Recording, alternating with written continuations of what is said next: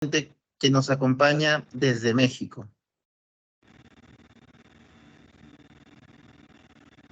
A continuación, contamos con la presencia del doctor Julián Canán Borges Castillo.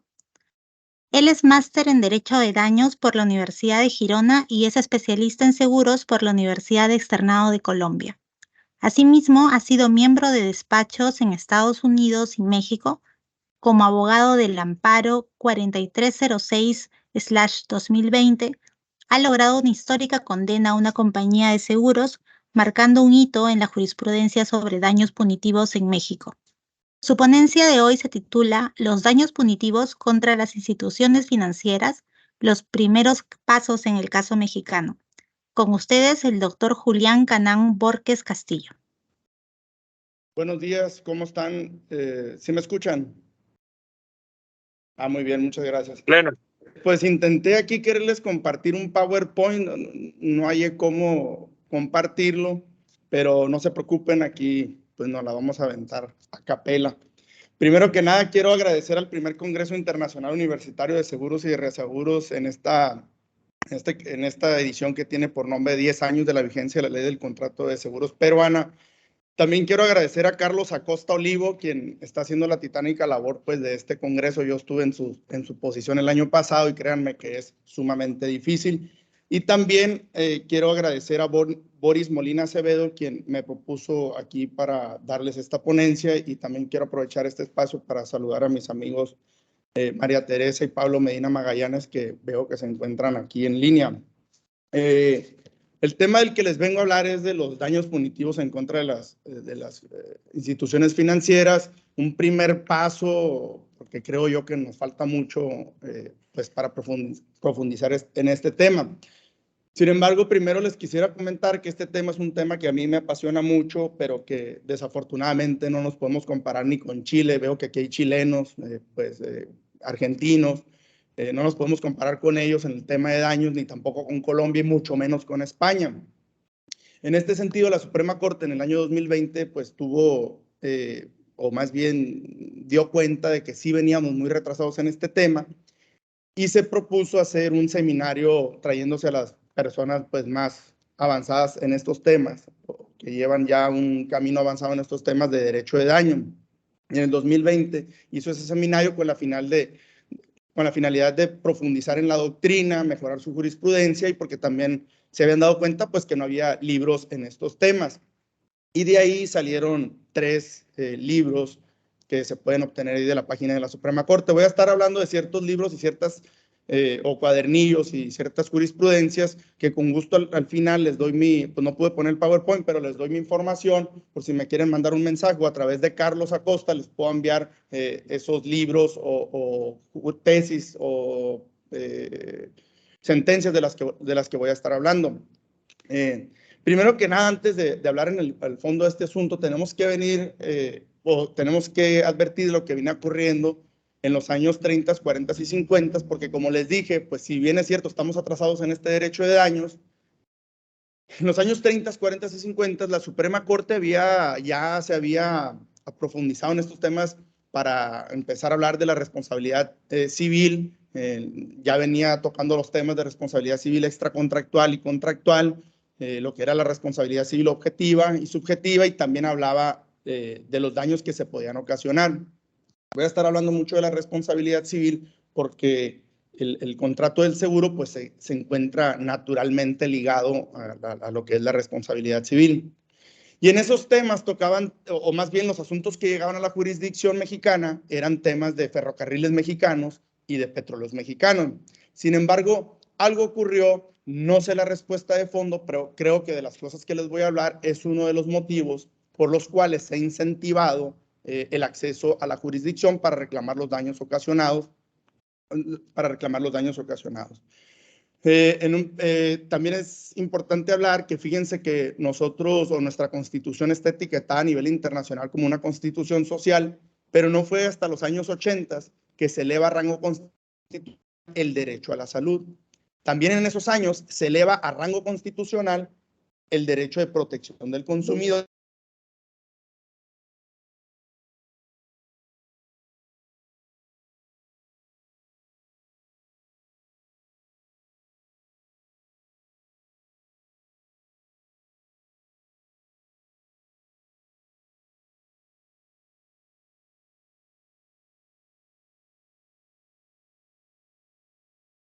Eh, disculpen, me parece o se acaba de cortar.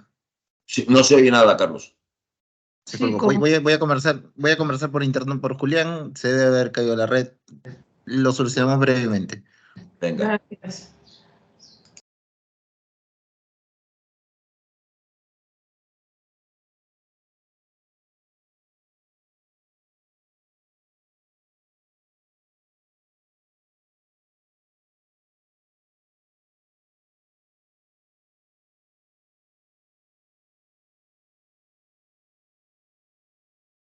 Y aprovechando mientras se vuelve a conectar nuestro ponente para recordarles e informarles que todos los que logren registrarse en los links correspondientes van a tener el respectivo certificado.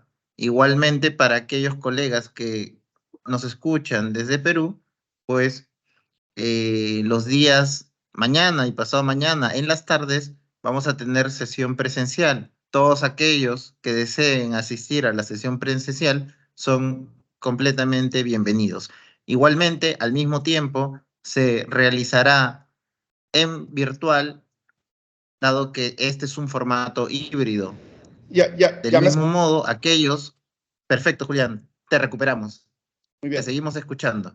Ok, una disculpa, pero como que entró una llamada aquí de Teams y me cortó, o bueno, no, la verdad nunca había estado en Teams, no sé exactamente qué fue lo que ocurrió, pero bueno, les comentaba que el derecho a la protección del consumidor no fue elevado a rango constitucional hasta los años 80 y curiosamente la Suprema Corte nos dio esa protección del consumidor respecto al contrato del seguro hasta el año pasado o a principios de este año.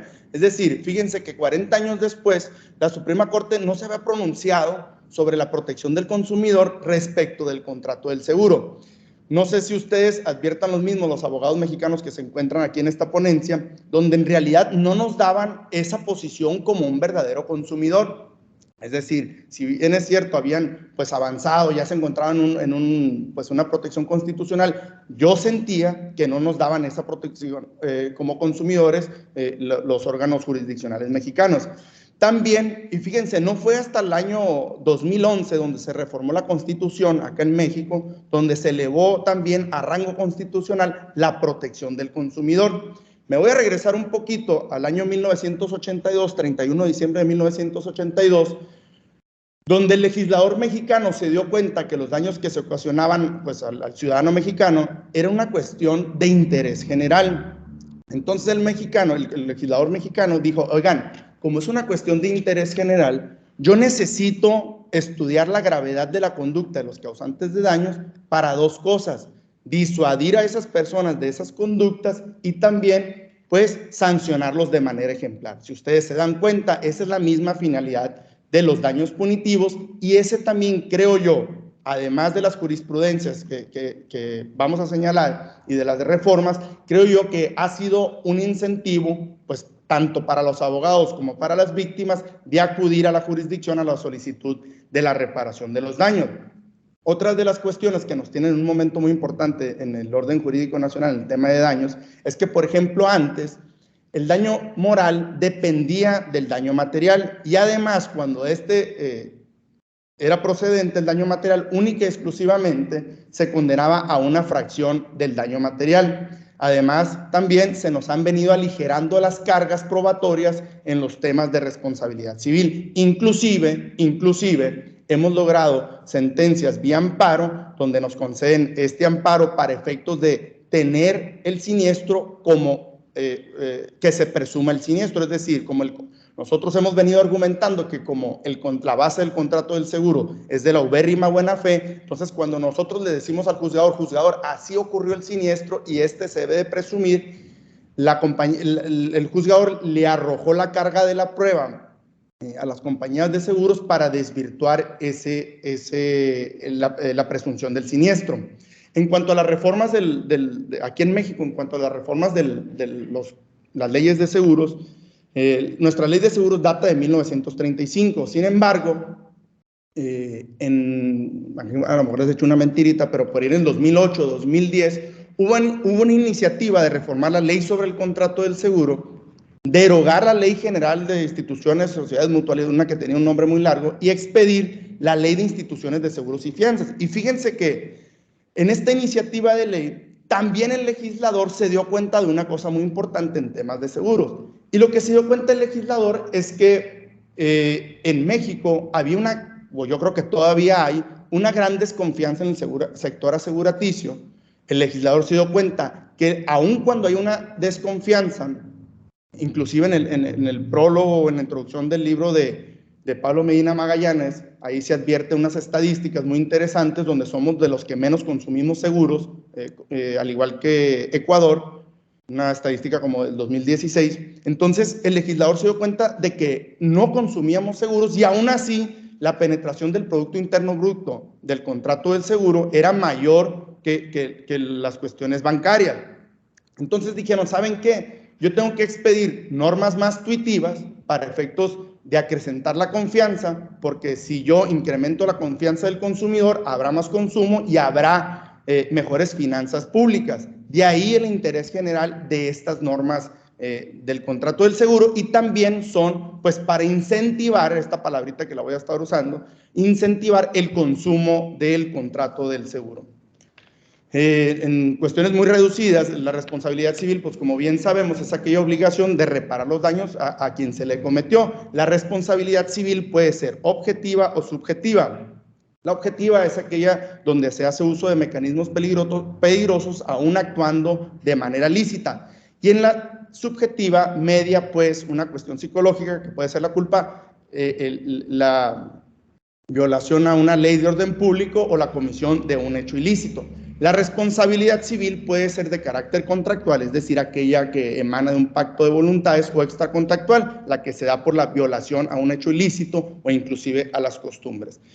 Los daños, estos pueden ser de carácter moral y material. En cuanto a los morales, la jurisprudencia nacional, y asimismo lo advierte en nuestro Código Civil Federal, el daño moral está previsto en el artículo 1916.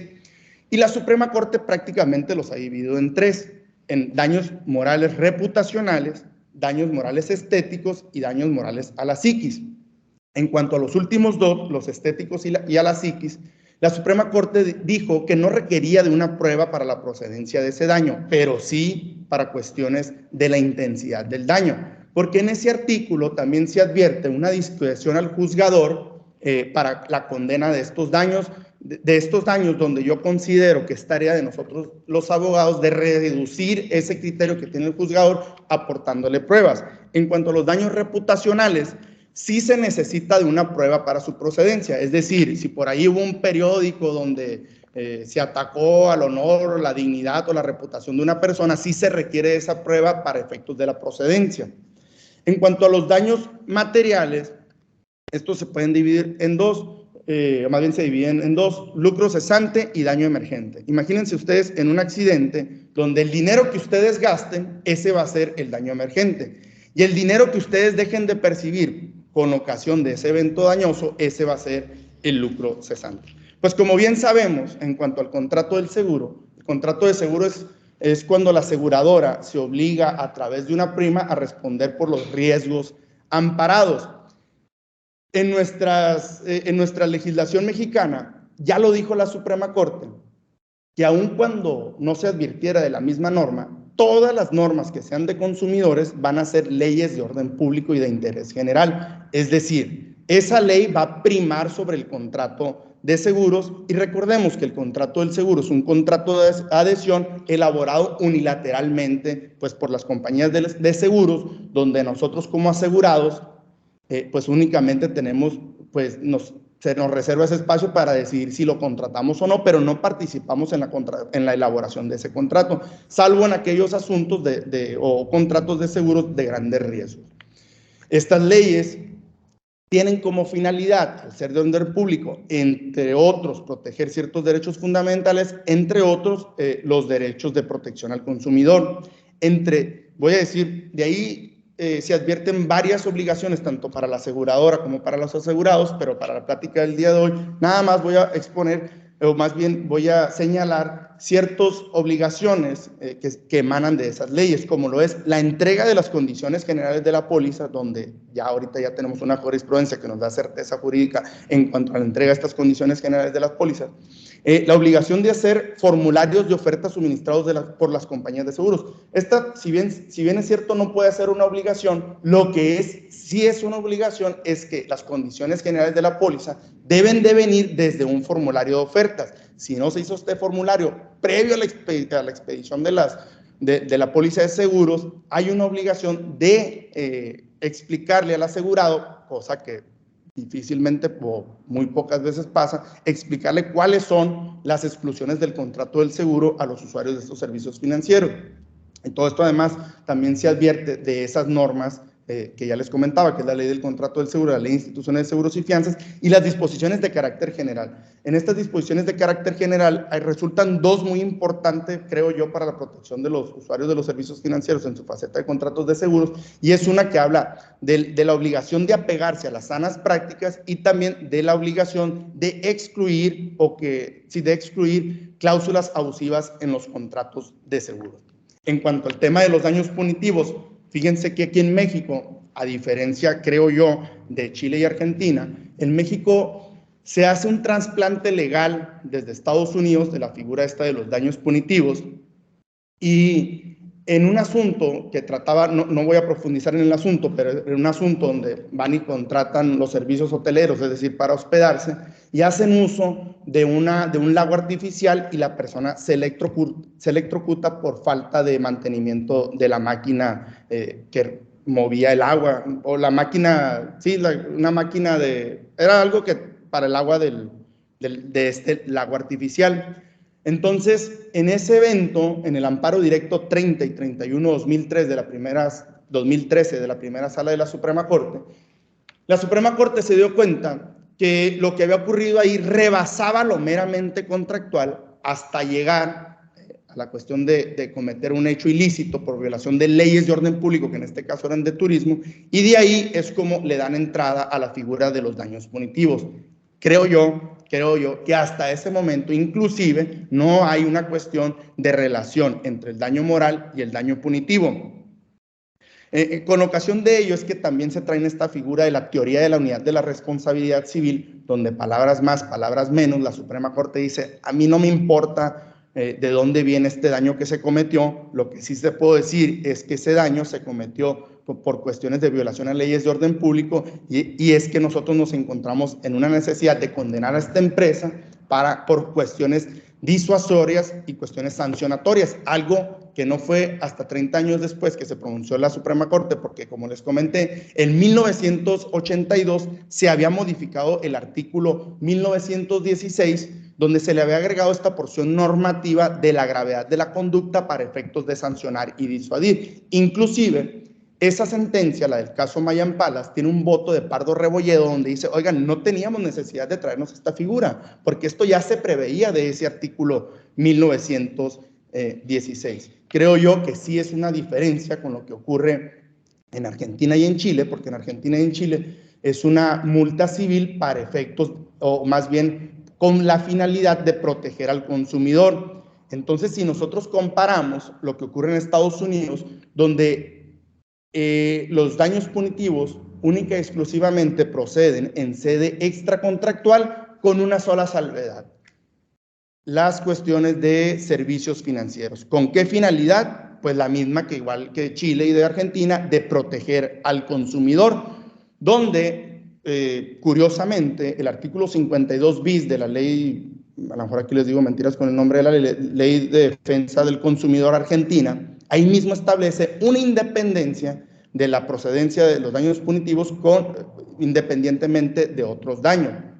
A diferencia, que esta es la materia de nuestra plática, a diferencia de lo que está ocurriendo en México, donde están encuadrando el daño punitivo en el daño moral, En cuanto les voy a hablar ahora de dos sentencias que nosotros llevamos a la jurisdicción mexicana, y la primera de ellas trata, curiosamente, nace de la misma juez de primera instancia, porque cuando son sentencias pues como lo dijo Miguel Carbonell hace 3 días cuando publicó un video, dijo, cuando son sentencias emblemáticas, la mayoría de las veces, pues vienen desde una concesión de un amparo o desde la Suprema Corte. Curiosamente, el primer asunto donde nos conceden los daños punitivos es un asunto donde un vehículo se quema y cuando reportan el siniestro, la aseguradora le dice, oye, no te voy a pagar este seguro porque tú le debiste de haber hecho estas modificaciones al vehículo.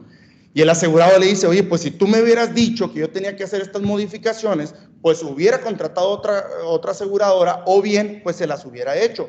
No que ahorita me estás oponiendo las condiciones generales que nunca conocí, que nunca formaban parte de un formulario de oferta suministrado por la compañía de seguros durante la vía del contrato, nunca me las hiciste saber y por tanto, pues no me las puedes oponer. Cuando nosotros llevamos ese asunto a la jurisdicción, nosotros les decimos, oigan, pues esta figura que les vamos a reclamar son los daños punitivos.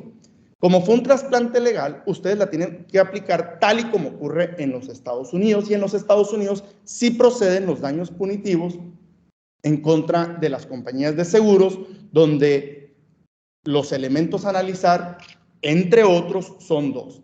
La mala fe antes, durante y después del contrato y la negligencia ante el reclamo. Y en efecto, ese juzgador de primera instancia acoge nuestros argumentos y dice que sí hubo una mala fe contractual antes y durante el contrato porque nunca le dijeron cuáles eran sus condiciones generales de la póliza, pero además hubo una negligencia ante el reclamo porque cuando era procedente evidentemente el siniestro, pues trajo envueltas a la aseguradora, al asegurado para efectos de negarle y para a final de cuentas negarle el siniestro. La otra decisión que les quiero comentar es del amparo directo en revisión 4306/2020, donde dicho sea de paso, hace 3 días, como les dije, la Suprema Corte tiene un canal de televisión que se llama Justicia TV, donde hacen programas en relación a sentencias emblemáticas sobre las cuales se ha pronunciado la Suprema Corte, y con gusto les puedo mandar el link para que ustedes pues puedan, si les interesa este tema, para que chequen este asunto. En este asunto, que desde el momento que entró a mi oficina supe que pudo haber sido, que era el asunto para llevar hasta la Suprema Corte, y esto es así porque tenía más elementos importantes que se debían de dar cuenta, que habríamos de dar cuenta. Y es que en este asunto, acá en Ciudad Obregón, Sonora, de donde soy yo, hay un hospital de especialidades que atiende al norte de México, del Instituto Mexicano del Seguro Social, y aquí se vienen a atender muchas personas de todo el país, inclusive de otros países, a atenderse padecimientos pues de alta especialidad, incluyendo los del cáncer. Entonces esta muchacha, pues primero contrata un seguro, es un seguro de vida que tenía la cobertura de cáncer en mujeres, y se actualiza el siniestro. Ella va y les reclama y les dice, ¿saben qué? Pues se actualizó este siniestro de cáncer en mujeres, cáncer cervicouterino, aquí está el diagnóstico, aquí están todas las medicinas que estoy tomando, el tratamiento que estoy tomando, y pues aquí les vengo a reclamar. Y ellos les dicen que no fue un médico, y le dicen, ¿saben qué? Lo tuyo no es cáncer. Sin embargo, le dicen, como ahorita te estoy diciendo que no es cáncer, si quieres te doy la oportunidad de que otro despacho lo analice. Y ella, desde su posición pues débil y necesitada de ese dinero, dice, está bien, autorizo que otras personas analicen mi asunto para efectos de para que me paguen ese dinero. La compañía de seguros lo remite esos documentos a otro despacho de abogados. Es decir, nunca ningún médico le dijo, oye, lo tuyo no es un cáncer. Y ya cuando analizo los temas, y con eso, pues le dan su carta negativa de pago, uno de los elementos de la acción, de la acción del cumplimiento forzoso del contrato del seguro. Y ya pero no pasa nada. No, pues tiene para rato. Están hablando de los mexicanos. Porque están un audio abierto. Están hablando de los mexicanos, ¿sabes? Pero bueno. Pero decime. Entonces, Sí. ¿Venís o voy? María Laura. Por favor, verifiquen su audio ahí abierto, igual lo voy a silenciar. Entonces, cuando llega la señorita aquí con nosotros, me doy cuenta también de que las condiciones generales de la póliza Nunca formaron parte del contrato del seguro porque no venían tampoco un formulario de oferta suministrado por la compañía de seguros y tampoco las exclusiones se advertían de la póliza de seguros, porque con ocasión de esas disposiciones de carácter general y de la circular única de seguros, sí hay una obligación, o por lo menos así lo veo yo, sí hay una obligación de que por lo menos las exclusiones sí vengan en la carátula de la póliza de seguros. Pero además me doy cuenta de que para el día que ella le habían, o que se había expedido la póliza de seguros de ella, el seguro no había sido registrado ante la Conducef. Con ocasión de ello, acojo todos estos elementos y nos vamos a juicio donde única y exclusivamente prospera la condena de la suma asegurada y de los intereses y absuelven de daños punitivos y de daños morales.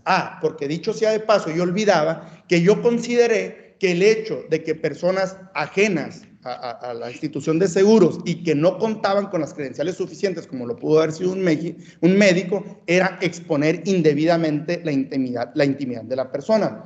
Cuando nos vamos a juicio, porque nos dicen que nos niegan los daños punitivos porque el daño moral, como no procedió un daño moral, no procede tampoco un daño punitivo. Cuando nos vamos a juicio, nosotros alegamos, entre otras cosas, pues que en efecto, si hubo una exposición de la intimidad y como la intimidad, como les comentaba al principio, era parte de los daños morales relativos a la psiquis, a la psiquis, no se necesitaba de una prueba para la procedencia y con ocasión de ello es que nosotros no requeríamos de una prueba directa para acreditar el daño moral y como consecuencia de ello, una vez procediendo el daño moral, pues tenía que proceder también los daños punitivos. Además alegamos que el amparo se tenía que analizar con una perspectiva tanto de género como de protección al consumidor. En el amparo nos vuelven a negar la procedencia de estos reclamos y nos vamos al recurso de revisión, donde la ley de amparo para efectos de la procedencia de este recurso de revisión son 3 elementos los que podemos alegar para la procedencia de este recurso.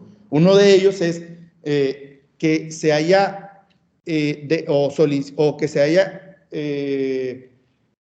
que se haya interpretado inconstitucionalmente un derecho humano, que se haya advertido una cuestión de inconstitucionalidad, o bien que cuando lo haya propuesto la parte quejosa, el solicitante del amparo, una interpretación de derechos humanos, se haya omitido. En el caso de nosotros, el tribunal colegiado había hecho una interpretación inconstitucional del derecho humano a la justa indemnización y a la reparación del daño. Como consecuencia de ello, admiten este recurso y se pronuncia la Suprema Corte diciendo, en esa sentencia ustedes pueden ver 4 apartados que hace la Suprema Corte. Esos 4 apartados nosotros los propusimos en vía de amparo para efectos de argumentar, 1, el estado actual de la responsabilidad civil, 2, que el daño moral, pues atentando contra la psiquis, no requería una prueba, la protección del consumidor y la procedencia de los daños punitivos, no respecto de la dependencia al daño moral, sino que como era una figura desde Estados Unidos, se tenía que aplicar tal cual y como ocurría en las Cortes de Estados Unidos, sobre todo alegando esta sentencia paradigmática de Estados Unidos, que es State Farm Mutual versus Campbell, donde ahí no media una cuestión de daño moral. Y ya para terminar, y básicamente pues nos conceden el amparo para decir, en efecto, se tenía que juzgar con perspectiva de género, con perspectiva de protección al consumidor, por lo que hace al daño punitivo, si infringiste normas de orden público que rebasan lo meramente contractual y con ocasión de ello es que se condenó a los daños punitivos. Sin embargo, no dejan tan claro en esa sentencia y por eso el título de esta conferencia son los primeros pasos de los daños punitivos en contra de instituciones de servicios financieros, no deja tan claro si depende o no de los daños punitivos. En esos tiempos donde se dictó esa sentencia, también la Suprema Corte dictó otras sentencias analizando este asunto. Ciertas sentencias decían que en efecto el daño punitivo no prospera en responsabilidad patrimonial del Estado, pero también dictó la sentencia, el amparo directo en revisión 4222/2022, donde dijo que por el mero incumplimiento contractual no necesariamente procedían los daños punitivos, y yo estoy de acuerdo con esa sentencia, toda vez que ese asunto que llegó hasta la Suprema Corte trataba de 2 partes iguales en igualdad de circunstancias. Es decir, no había una simetría entre esas partes y por tanto no creo yo que sí fue acertada la decisión de la Suprema Corte, donde no por el simple incumplimiento contractual, además de que ese contrato no se respaldaba en leyes de orden público, pues era improcedente. El siguiente asunto donde se pronunció la Suprema Corte, curiosamente, para negar los daños punitivos, pero ahí se advierte, o la Suprema Corte estableció ciertos elementos para la procedencia de los daños punitivos, y aquí les hago yo esta pregunta antes de decirle estos elementos. Ustedes díganme, y me lo pueden decir por el chat o si quieren abrir el micrófono, ustedes díganme si estos elementos que se advierten del amparo directo en revisión 358-2022 tienen algo que ver con los daños morales. Recordemos que ahorita nos encontramos en México, donde sí hay una dependencia del daño punitivo del daño moral. Es decir, para que proceda el daño moral, el daño punitivo, tiene que haber un daño moral. Pero les hago saber estos elementos que se advierten de esa sentencia. Proceden los daños punitivos cuando hay un lucro. En las compañías de seguros sí hay evidentemente un lucro por parte de la compañía de seguros. Cuando haya una simetría entre las partes, de entrada esos contratos, hacer contratos de adhesión, efectivamente hay una parte débil en el contrato del segundo y por ende hay una simetría entre las partes. Si va a haber nuevos afectados, evidentemente como los contratos de aseguros son de tiraje masivo, es claro que va a haber nuevos afectados. Y si va a haber la posibilidad de una reincidencia, pues el lamento de que son de tiraje masivo, donde no entregaron para ciertos productos que ya están registrados, donde no se advierten las condiciones generales, las exclusiones en la póliza de seguros, por mencionar un ejemplo, evidentemente va a haber una reincidencia. Y ya para terminar, concuerdo con lo que dice el doctor Roberto Niembro, un secretario de Estudio y Cuentas de la Suprema Corte, donde cuando él habla del interés excepcional, una lectura que se la recomiendo, cuando habla del interés excepcional para la procedencia del recurso de revisión, él dice, además de los elementos que se advierten de la ley de amparo para la procedencia del recurso de revisión, yo creo que hasta ahorita la Suprema Corte ha dicho otros 3 elementos. Es procedente el recurso de revisión cuando se contraría una jurisprudencia de la Suprema Corte. Es procedente el recurso de revisión cuando el quejoso pretende o le hace saber a la Suprema Corte que se debe de interrumpir cierto criterio jurisprudencial. Y también, y para el caso que nos ocupa, cuando hay la necesidad de matizar o profundizar sobre cierto tema. Por ejemplo, en el caso de hoy, nosotros tenemos que los daños punitivos al día de hoy han llegado hasta el punto donde ya los trajimos a México. Pero si los trajimos desde Estados Unidos, evidentemente tiene que llegar el momento donde ocurran estas 2 cosas. O bien regresemos la figura a Estados Unidos a través de una interrupción de la jurisprudencia, o bien nos apeguemos a lo que dice Estados Unidos, donde allá en Estados Unidos, como el ejemplo que les puse del caso insignia de allá de Estados Unidos, los daños punitivos sí son procedentes sin necesidad de un daño moral, con la finalidad de proteger a los consumidores. Por mi parte es todo, no sé si me pasé el tiempo, pero estamos abiertos aquí para preguntas y respuestas. Muy bien.